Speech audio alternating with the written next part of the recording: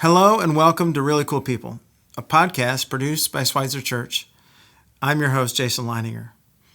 This is a place to hear stories of really cool people whose stories are fascinating, whose lives are interesting. And the hope is that as we listen along, we'll be inspired, encouraged, and challenged through moments of serendipity. Now, many of the people that we'll hear think of themselves as ordinary. They're just going about their daily life in an ordinary fashion. But C.S. Lewis reminds us that there are really no ordinary people. You and I have never talked to a mere mortal. Everyone's story is interesting. Today, we're going to hear from Stephanie Mosley. Stephanie was born into a pastor's family in Texas, and she got to move around from Oklahoma to Kansas, and finally she came to Missouri. She's also going to share with us what her adult life was like as she became a mom and she went to college and got a degree while she was raising kids, and what life is like in retirement. So I invite you to lean in with me to listen to the story of Stephanie Mosley.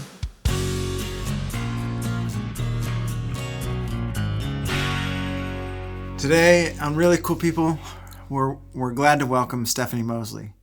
Stephanie, let's begin with your story. Okay, Stephanie Mosley. Stephanie was born Stephanie Ann Tolliver, and I was born in Dallas, Texas, and my dad was a Methodist minister. Actually, he was a AME, which is African Methodist Episcopal minister. And I was born June the 24th, 1954. You can count it up. And after I was born, my dad was in the ministry. I had a brother, Marvin, at the time. He was like 2 or 3 days less than a year older than I am. So everybody thought we were twins. And so we grew up all across Oklahoma and Kansas, and in the little, at that time, the ministers would go to the very little outback towns where they ministered. There weren't any other kids there, so me and Marvin were generally the only children that were in the congregations. And we grew up. You remember when in Garden City, Kansas, where they had the death of the Clutter family, and they made it into a movie in cold blood. And this was like back in 1959. And at the time, these people had went in and they had went to this Clutter family thinking that they had a lot of money and everything, and they were going to rob them. But instead, they had nothing, and they ended up killing the whole family. And when they brought those men into custody, our parsonage that we lived in was like 3 doors down from the police department. So it was like Grand Central Station there for about a week or so, with all the people coming in, looking, trying to see what was going on at that. And of course, I was just 5 at the time, but it was a big imprint on my mind, just knowing that this big occurrence had occurred in our little bitty town. So we moved from there again all over Oklahoma and Kansas.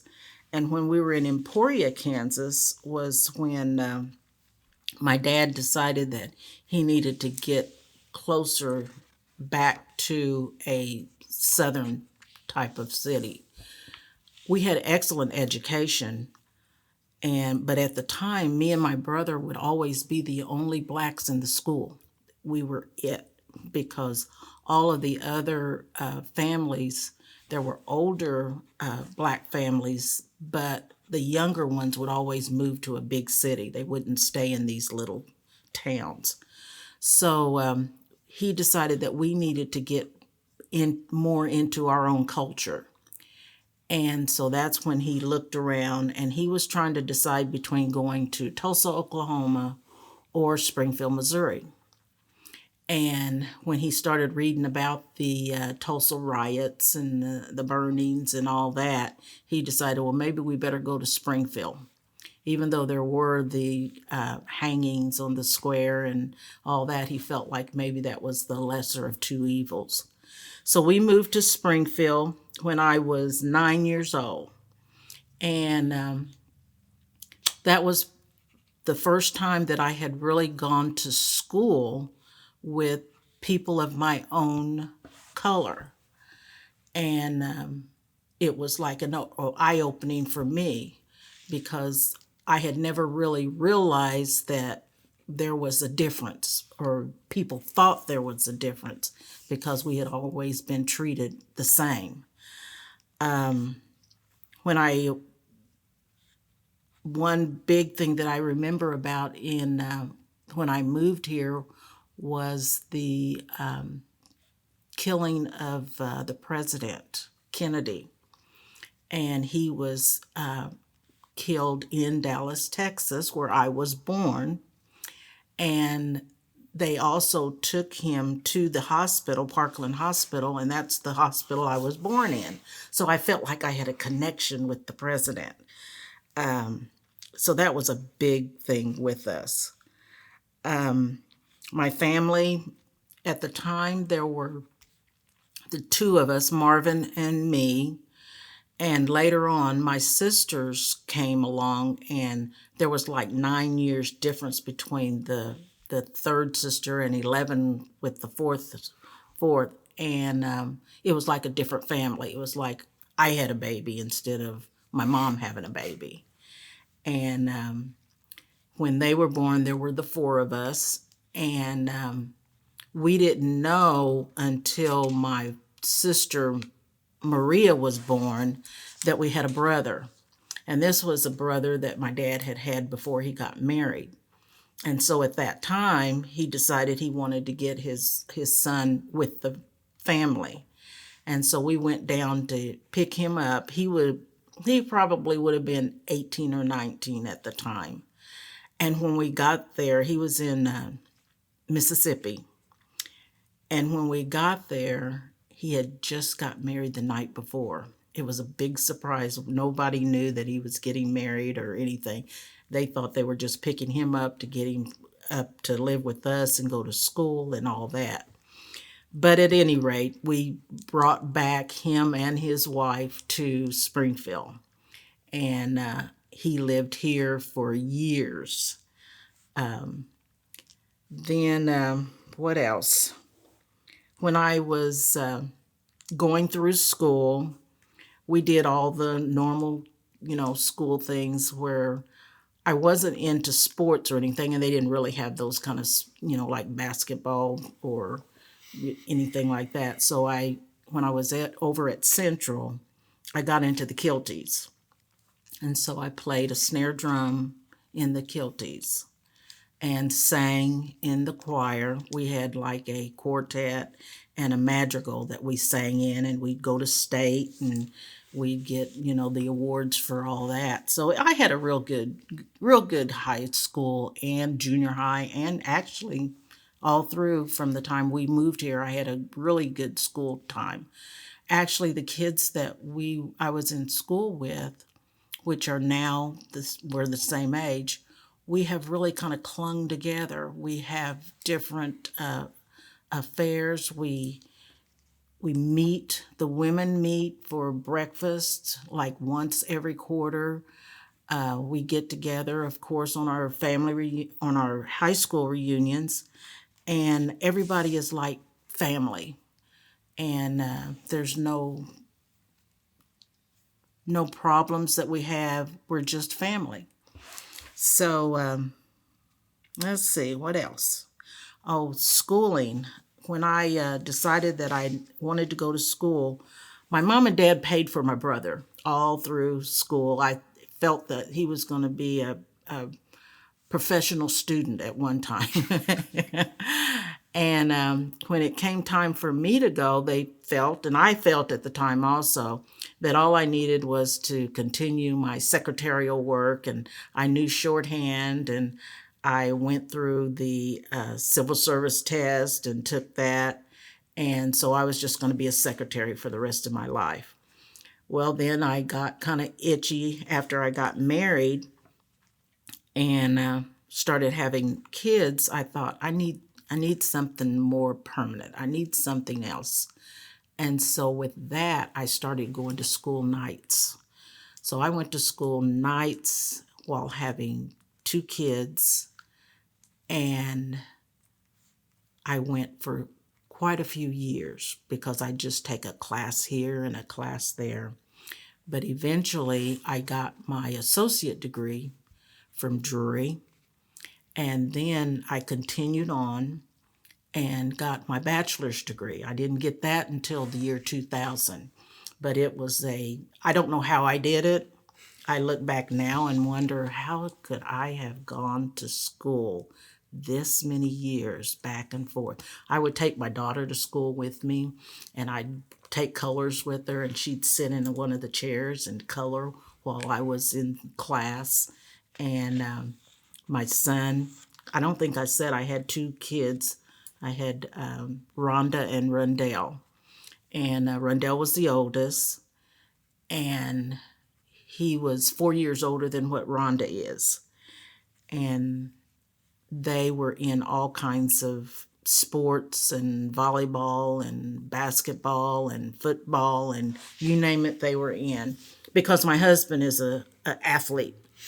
And so he was in a lot of things. He was like a boxer, and then he turned to be a referee of professional boxing. And so he kind of kept them busy into the sports world. So then after I graduated from Drury, I had worked at several different places. I worked for the Department of Agriculture first, and that's where when I went through the civil service deal, I got a job with the agriculture department here in Springfield. Then after a couple of years, I was called by my high school teacher. She was my business teacher, to tell me that there was an opening at the railroad, and she thought that maybe I'd be a good fit. So I went and applied for the railroad job and got it. And I worked for the Frisco Railroad for 9.5 years. And I was in the law department, the claims division of the law department there. And we took in all the reports of accidents and, claims, and, anybody that had a claim or a suit against the railroad, then we would keep records of it.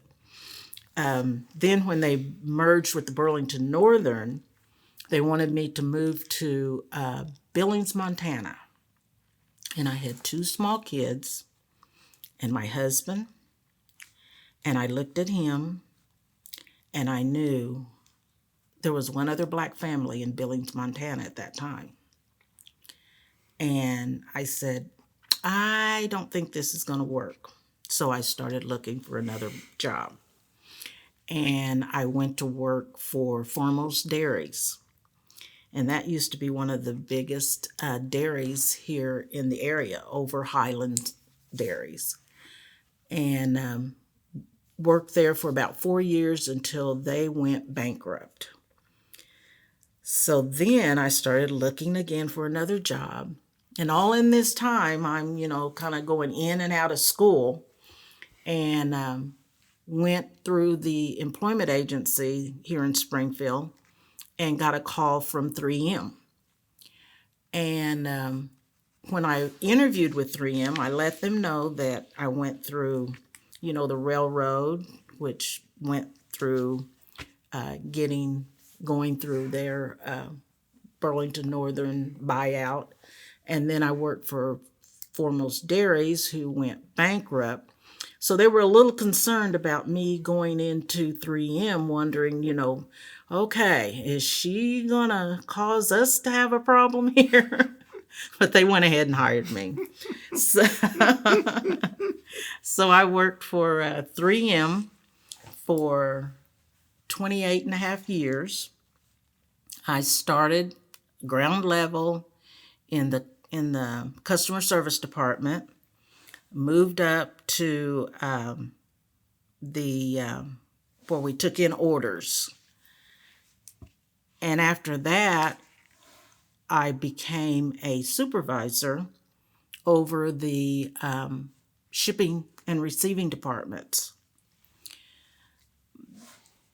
Then they had like they combined some departments and stuff out there. So not only was I the supervisor of the shipping and receiving department, I was also the supervisor of a production area.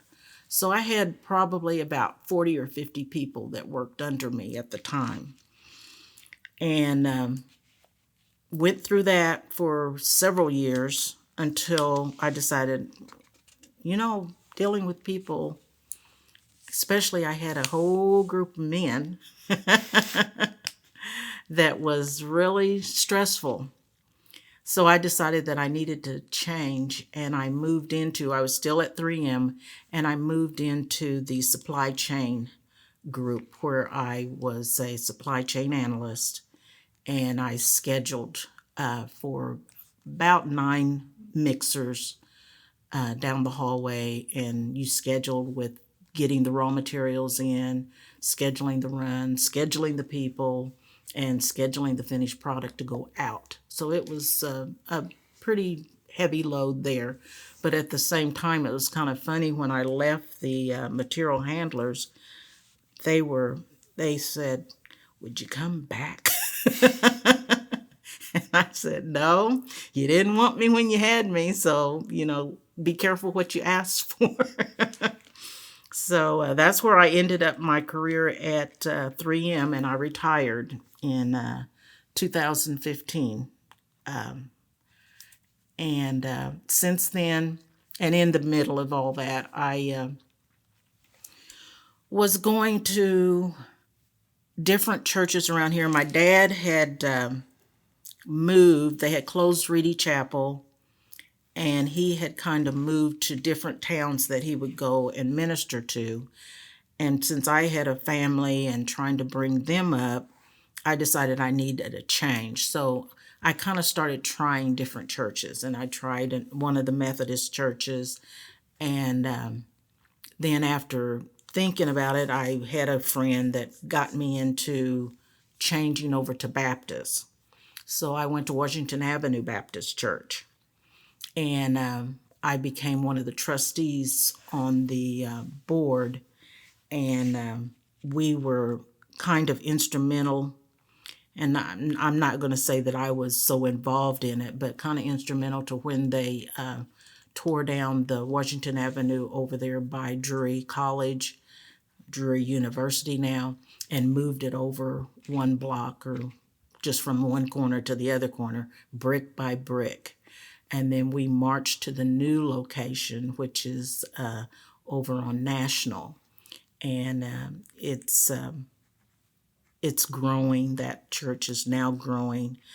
But at the same time, there was a minister there that I was confused, and I think at that time I was trying to grasp another father figure within him.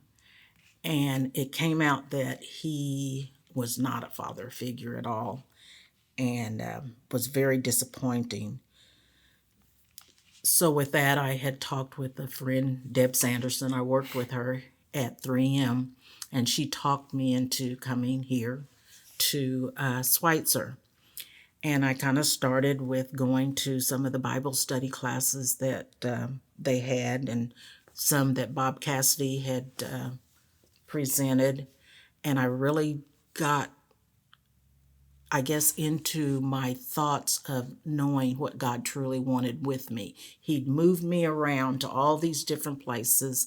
I had all this stuff within me, and it was at that point that I said, I think this should be my home.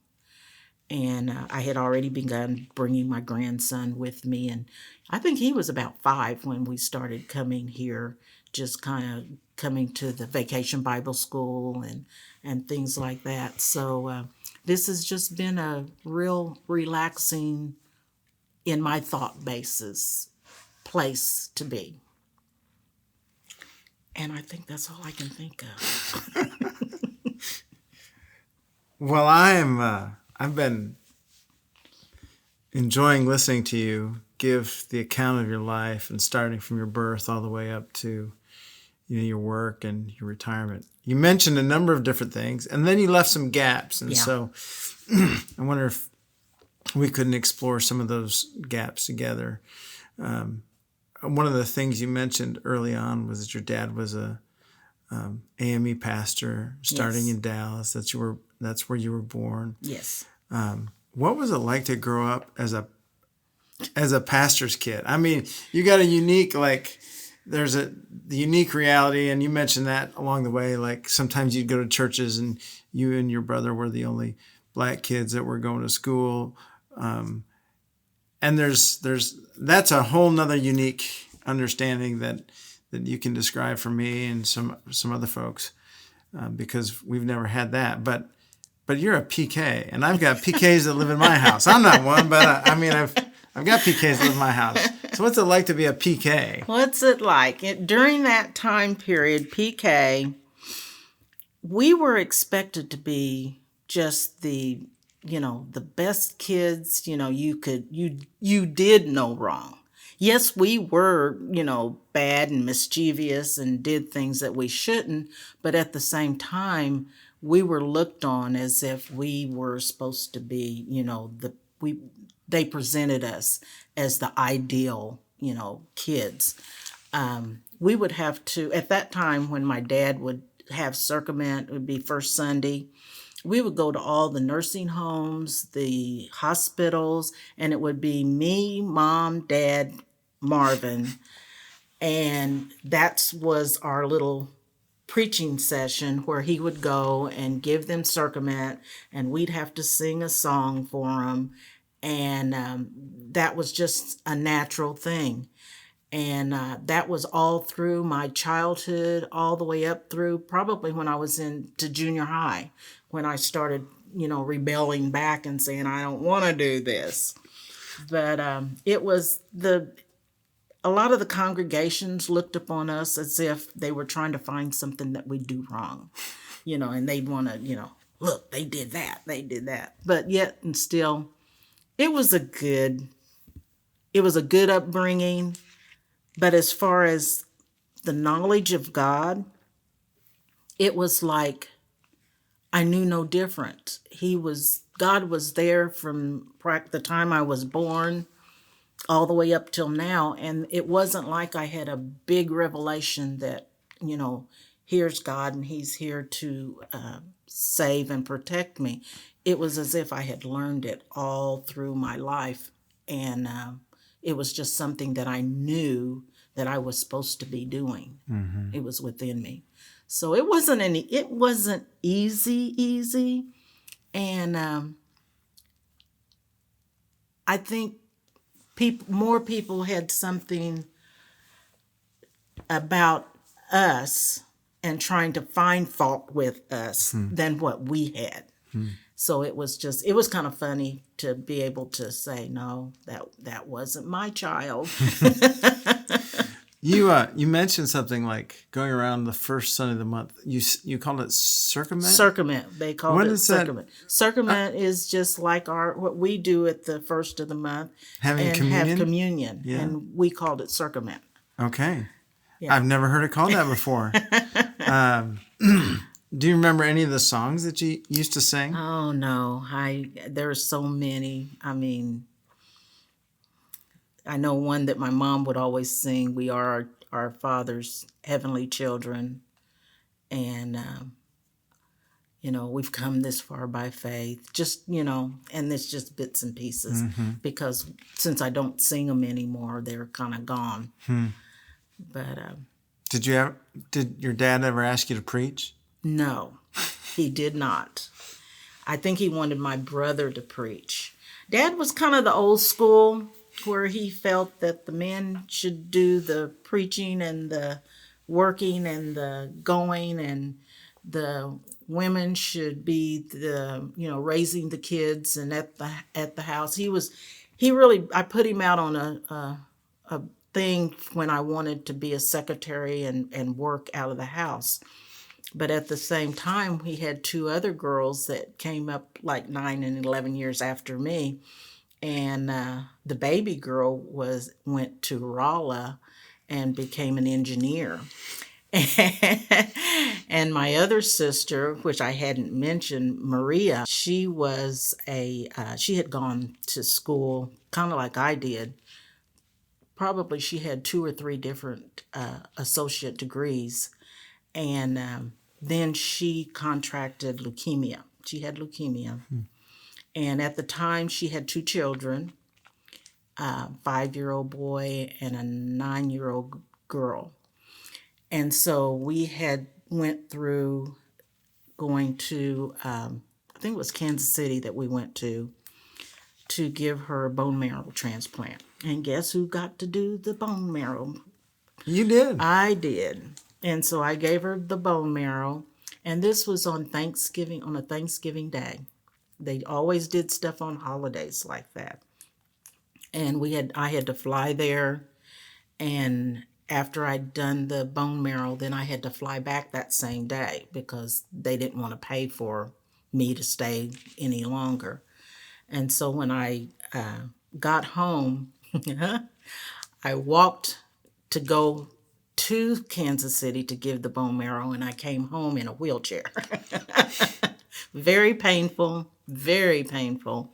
And then after I got home for a few days, trying to get back on my feet, my back went out. And they had to haul me to the hospital in an ambulance to get me back walking again. So that was kind of a thing in our life. The transplant didn't work very well. Like I said, it was done on Thanksgiving, and she passed the following February. So it just didn't take at all. But How old were you? oh gosh, I was probably, let's see, she was 27 at the time. So I would have been about 35 when I did this. So that was a turning point, just to lose her and not realize what all was going on. Do you think of yourself as pretty close with your siblings? Yes, very close. Like my baby sister, Letha, now, she lives in Detroit. And she's been like the leader of a BSF group. And I'm involved in her group that she has on Tuesday evenings. And so it's like an international group where there's women from all over the country that dial in on Zoom for her Zoom meeting. And so we do that. Letha was kind of like my baby. And even when she was going to school in Rolla, when she'd come home, she'd always come to my house. And she'd stay with me.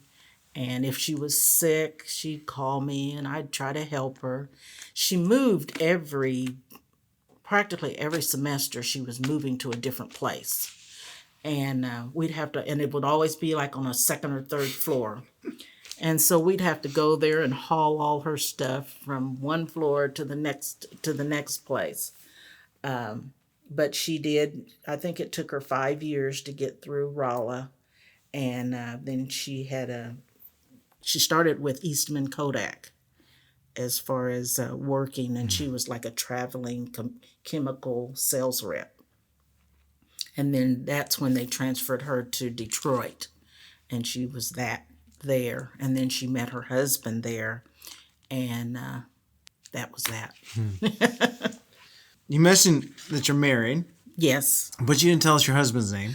My husband's name is William. We call him Bill. Yeah. And we've been married. We got married February 7th, 1975. How'd you guys meet? Actually, we met at the swimming pool over there at Silver Springs Park. I was 16, taking money, and he came in to swim. And it began there. Uh-huh. So it's been 47, 48 years now. So we actually, when I started going with him, he was playing golf. And he got me into playing golf. So I played golf on the Women's League and over at what is now, what's it called now? The golf course out there by 44. Darn it. Can't think of what. The fellow that died, that was his father's, they named it after him and his father.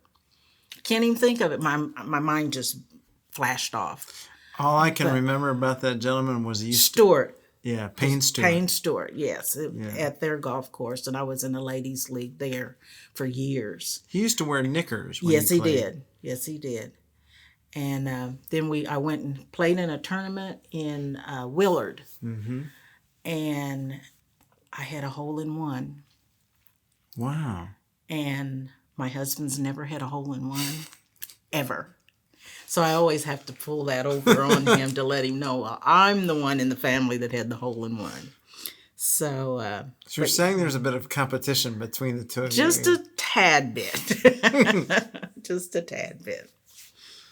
That is fascinating. You described as a kid moving around a lot, Yep. and then your dad made the decision between Tulsa or Springfield. And it's fascinating to hear you describe that, like two significant negative historical events Right. came into play for both of those, those decisions. But then what was it like to move here and to, you said you went to school for the first time with other kids. Yes. It was a eye-opening. Again, we weren't brought up to know that there was any differences or anything. It was just the fact that all the places that we had lived, any kids that would have been our age, their families had moved away from all these little towns, because most of the kids, they would leave their parents, their grandparents, who wouldn't move from those areas, and they say, no, we're going to the big city. So most of them had moved, and so with me and Marvin, we only had each other and the kids that we would play with. So we would play with the kids around the block and in our neighborhood and everything, and it didn't dawn on us that there was a difference, and didn't even think about there being a difference until we came here. And then that's when we were actually faced with some forms of racism, of not being able to go into certain places, certain stores, or having people, really look at you differently or talk to you differently. This was the first place that occurred in. It's fascinating that, from some of those places you described earlier, which I take it to be rather rural, and then coming to a bigger city, coming to a city where there's, on the one hand, a larger sense of diversity, yet this is where there was racism. Yes. More pronounced. More pronounced. More pronounced. How'd you work through that in your heart and your soul? It was difficult. It still is in certain respects, because you wonder why people consider you different or lower than just because of your skin color. And I think that's one of the reasons why I kept trying to get an education. My dad was real high on education. And I thought, okay, if I get this education, they'll see that I'm just like everybody else. I'm just as smart as and just as intelligent as. So I think that's what pushed me to go ahead and strive to get more. Dad was blessed to have all four of his children that were there at the house that he had raised. We all had college educations, and I thought that was a blessing for for him, knowing that that's what he liked, and and it did help me. It helped me to succeed, in the workforce and everything else. But at the same time, I found out that succeeding in the workforce isn't everything, because if you're not settled within your heart with what you're doing, then it's nothing. And but I'm thankful. I'm thankful that God brought me through different things, and that way I know I'm a whole person because I've experienced the negativity, the positive, and all the stuff in between. Oh, I've got a number of questions. I'd love to keep talking, and you are a font of information and knowledge and and wisdom. It's great to have you here. You mentioned at one point that Reedy Chapel closed. Was that a Yes. place where your dad was at? Yes, it was Reedy Chapel AME Church. It was over West Springfield, over on Weaver Street. And we lived in the parsonage next door. And the congregation just started getting smaller and smaller, with the different family Yeah. deaths and stuff like that. And then at a certain point, they kind of closed down, which Dad had already moved on from there. And first he was traveling to Boonville, Missouri, at a church, AME church there. And then that traveling was just really too much because he was getting on up there in age. And so then he just stopped. He worked at City Utilities, Okay. and because there was no way that he could, raise a family and off of what the little stipend that he was getting Yeah. from the church. And he worked at the pole barn. It used to be the first time they had the pole barn out there, where they would get the big poles that they have the electricity and stuff that they Okay. run through. And he was like one of the first that operated the big pole crane. He taught himself. Everything he did, he taught himself. And so he taught himself to move those and stack them. And it was his pride and joy that he arranged that pole barn area. It was off of West Division Street. And he worked there for years until they built the deal out here on Springfield Lake, Lake of Springfield, Yeah. the one that they tore down, the one that they blew up. Okay. He worked there when they first put that into effect, before he retired.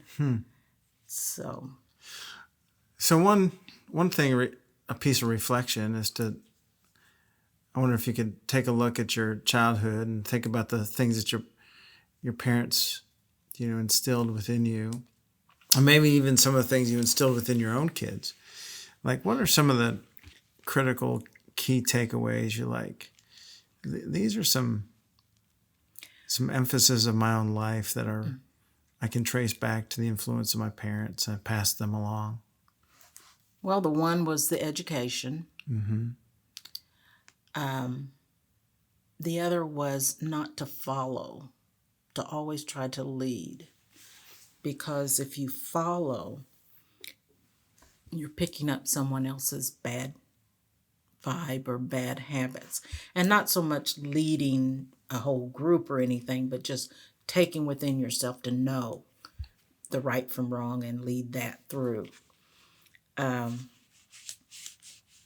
don't know, he instilled in us to love everybody. We didn't really have a negative point of not liking someone. You always could find something good within people. And if you couldn't, then you just go the other way. And you wouldn't press the issue. When you think about the future, what are you looking forward to? I guess I'm looking forward to seeing my grandson preach. You and me both. He's already doing podcasts, and he already sits down with me and my husband when he spends the weekend with us practically. And so we'll sit at the kitchen table and we'll go over, different ideas, and he thinks and what he thinks. And it's just like a real good session on different biblical ideas. And it's just eye-opening to see how God's working within him. So I'm just anxious to watch and see. He's my main emphasis of knowing that God placed me with him and him with me for a reason. Yeah. He's a special young man. It's been I've had a couple moments to be around him and just hear his heart, and it's just inspiring. Yeah. So, Yeah.